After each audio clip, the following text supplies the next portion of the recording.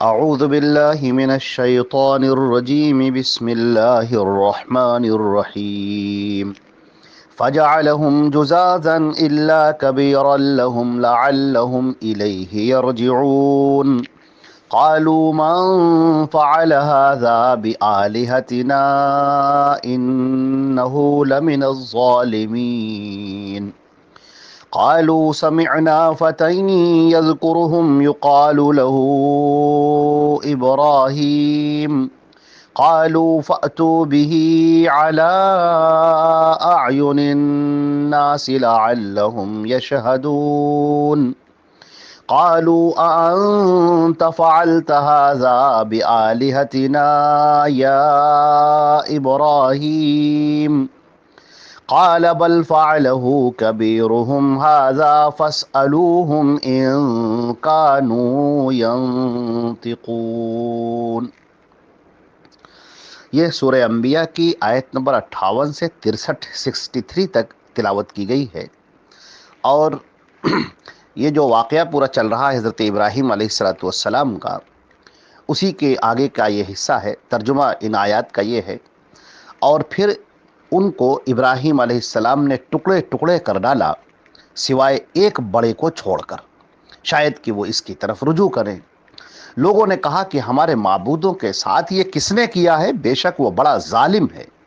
لوگوں نے کہا کہ ہم نے سنا ہے ایک نوجوان کو جو ان کا تذکرہ کرتا رہتا ہے، جس کا نام ابراہیم ہے۔ لوگوں نے کہا کہ تو اسے لاؤ لوگوں کے نگاہوں کے سامنے تاکہ لوگ دیکھ سکے۔ لوگوں نے کہا کہ اے ابراہیم، کیا ہمارے معبودوں کے ساتھ یہ تم نے کیا ہے؟ انہوں نے کہا بلکہ اس کو ان کے بڑے نے کیا ہے، تو ان سے پوچھ لو اگر یہ بول سکتے ہوں۔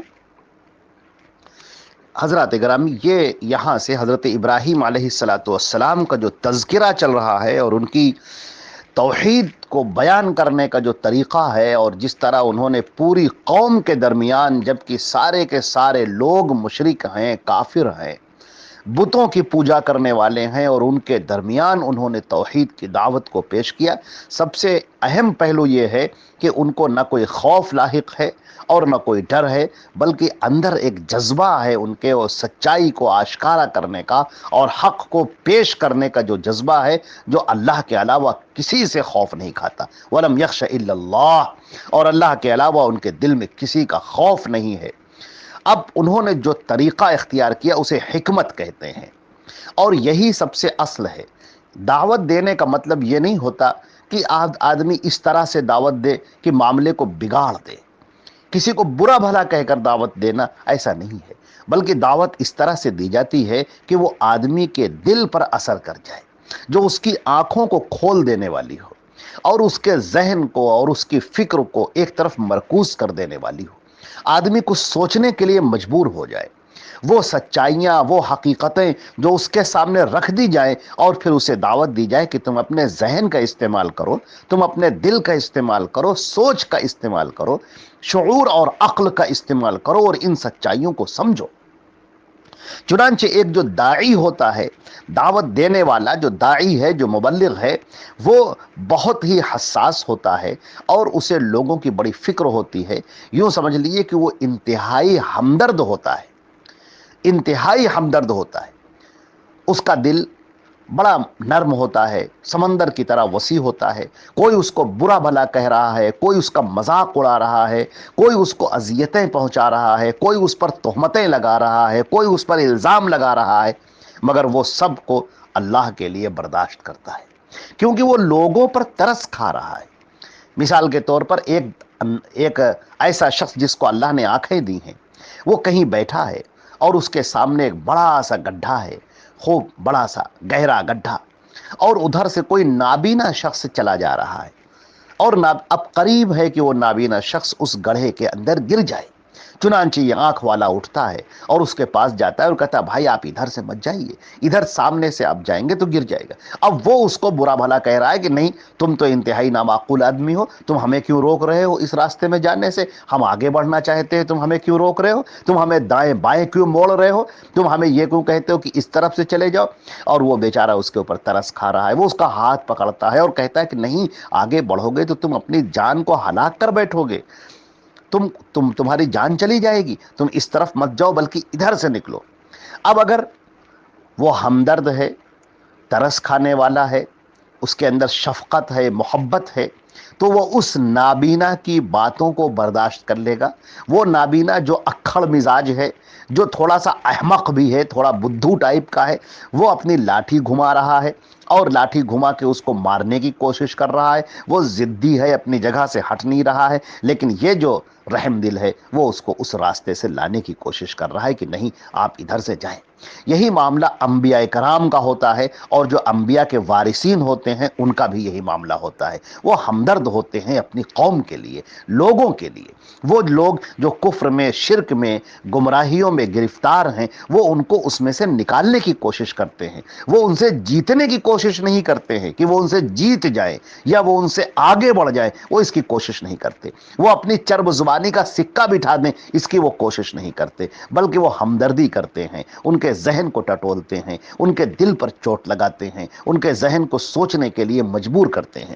چنانچہ سیدنا ابراہیم علیہ السلام نے بھی ایسا کیا کہ جب سارے کے سارے ایک ایسا موقع آیا، جب سارے کے سارے لوگ کہیں تیوہار کے موقع پر کہیں چلے گئے، تو ابراہیم علیہ السلام اس معبد خانے میں گئے جس کے وہ خود بھی ذمہ دار تھے اور پورا ان کا قبیلہ ذمہ دار تھا، ان کے باپ آزر بھی اس کے ذمہ دار تھے۔ وہ اس کے اندر چلے گئے اور جانے کے بعد فجعلہم جزازا، ان کو ٹکڑے ٹکڑے کر دیا، الا کبیرا لہم، سوائے ایک کو چھوڑ دیا انہوں نے، تاکہ لوگ واپس آئیں تو اس کی طرف رجوع کریں۔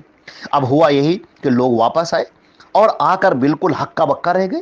یہ کیا ہو گیا؟ معبود ٹوٹے پڑے ہیں، کسی کا سر ٹوٹا ہے، کسی کا ہاتھ ٹوٹا ہے، کسی کا پیر ٹوٹا ہے، کوئی زمین پر اوندا پڑا ہوا ہے۔ یہ ہوا کیا؟ اور ایک معبود ہے جو بالکل صحیح سالم ہے اور اسی کے ہاتھ میں کلہاڑا بھی ٹانگا ہوا ہے۔ اب وہ آپس میں کہنے لگے یہ سب کیا کس نے ہے؟ یہ ہمارے معبودوں کے ساتھ یہ اہانت آمیز رویہ کس نے اختیار کیا، اور یہ کس نے یہ سب حرکتیں کی ہیں؟ اور جس نے بھی کیا ہے یہ انہو لمن الظالمین، یہ بہت بڑا ظالم ہے، یہ ہے کون جس نے کیا ہے؟ اب آپس میں بات چیت ہونے لگی، ایک دوسرے سے پوچھ تاچھ ہونے لگی، بھائی ہوا کیا، کس نے کہا؟ تو لوگوں نے کہا ایک نوجوان ہے جس کو ہم سنتے ہیں کہ وہ ان کا تذکرہ کرتا رہتا ہے، ان کے بارے میں کوئی احترام نہیں کرتا، ان کو برا بھلا کہتا رہتا ہے اور عزت سے ان کا نام نہیں لیتا، اور اسے بھی ابراہیم کہتے ہیں۔ لوگوں نے کہا فاتو بھی اعلی اعین الناس، لاؤ اسے لوگوں کے سامنے لے کر آؤ، سارے لوگ دیکھ لیں اس منظر کو، کون ہے بھائی، کیوں کیا اس نے ایسا؟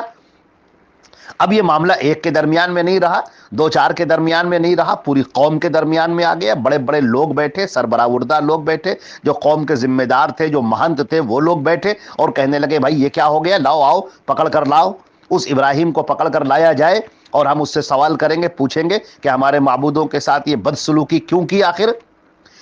قالو، اب قرآن پاک تو بہت ہی پوائنٹ کی باتیں کرتا ہے اور تفصیلات کو چھوڑ دیتا ہے اور انسان کے ذہن پر ڈال دیتا ہے کہ تم خود سوچو وہ تفصیلات کیا ہوں گی۔ اب ظاہر سی بات ہے کہ میٹنگ بیٹھی ہوگی، لوگ بیٹھے ہوں گے، ابراہیم علیہ السلام کو تلاش کیا گیا ہوگا، ابراہیم علیہ السلام کو لے کر آیا گیا ہے لوگوں کی محفل کے بیچ میں۔ اب سیدنا ابراہیم علیہ السلام تنہا کھڑے ہوئے ہیں اور اس پوری مجلس کے اندر، محفل کے اندر جو ایک جمی ہوئی ہے، اور اب لوگ ان سے سوال کر رہے ہیں۔ قالو، لوگوں نے سوال کیا، اانت فعلت ھذا بآلہتنا یا ابراہیم، اے ابراہیم ہمارے معبودوں کے ساتھ یہ حرکت تم نے کی ہے؟ اب تم اقرار کرو یا انکار کرو، بتاؤ یہ حرکت تم نے کی ہے؟ اب دیکھیے ابراہیم علیہ السلام اس موقع کو غنیمت سمجھتے ہیں اور ان کو اس جانب ان کی توجہ دلاتے ہیں۔ وہ تو کہہ سکتے تھے کہ ہاں میں نے کیا ہے، لیکن نہیں، پھر تو مقصد ہی فوت ہو جاتا، جس کے لیے انہوں نے یہ سب کیا تھا وہ مقصد ہی چلا جاتا۔ اب ابراہیم علیہ السلام نے ان کے ذہنوں کو اپیل کی اور ان کے دماغ پر ایک چوٹ لگائی اور کہنے لگے قال بل فعلہ کبیرہم ھذا، کہا یہ سب جو کیا ہے یہ اس بڑے نے کیا ہے، یہ جو بڑا کھڑا ہوا ہے اور جس کے ہاتھ میں کلہاڑا ہے اسی نے یہ کیا ہے، اور تمہیں یقین نہ آئے تو تم پوچھ لو ان لوگوں سے، ان معبودوں سے جو گرے ہوئے، پوچھ لو، سوال کر لو۔ اب یہ کیا ہے؟ اب ان کے ذہن کو وہ جو ان کے ذہن پر ایک وہ چوٹ مار رہے ہیں کہ ذرا سا غور تو کرو، جب تم ان کو پکارتے ہو تو یہ تمہاری پکار سنتے ہیں، تم ان سے سوال و جواب کرتے ہو، ان کے سامنے اپنی پریشانیاں رکھتے ہو، ان کے سامنے اپنے دکھ اور درد رکھتے ہو، ان کے سامنے اپنے سوالات رکھتے ہو، تو ان سے پوچھو کہ کس نے کیا ہے یہ تو خود بتائیں گے۔ کیونکہ جو تمہاری پریشانیوں کو سن سکتا ہے تو کیا اپنی پریشانی کو دور نہیں کر سکتا؟ کیا وہ گواہی نہیں دے سکتا؟ کیا وہ بتا نہیں سکتا؟ اور اگر ایسا نہیں، ان کانوا ینطقون، اگر یہ بولتے ہیں تو ان سے پوچھو، اور اگر تم جانتے ہو کہ یہ بولتے نہیں ہیں، یہ چل نہیں سکتے، پھر نہیں سکتے، دیکھ نہیں سکتے، اٹھ نہیں سکتے، حرکت نہیں کر سکتے، تو پھر ان کی عبادت کیوں کرتے ہو تم؟ تو انشاءاللہ اس کے آگے کی گفتگو بعد میں ہوگی، آیت نمبر 63 کے آگے کی کیا واقعہ ہوتا ہے پورا، اس کو پر انشاءاللہ ہم بیان کریں گے۔ اللہ رب العزت ہمیں اور آپ کو عمل کرنے کی توفیق عطا فرمائے۔ والسلام علیکم ورحمۃ اللہ۔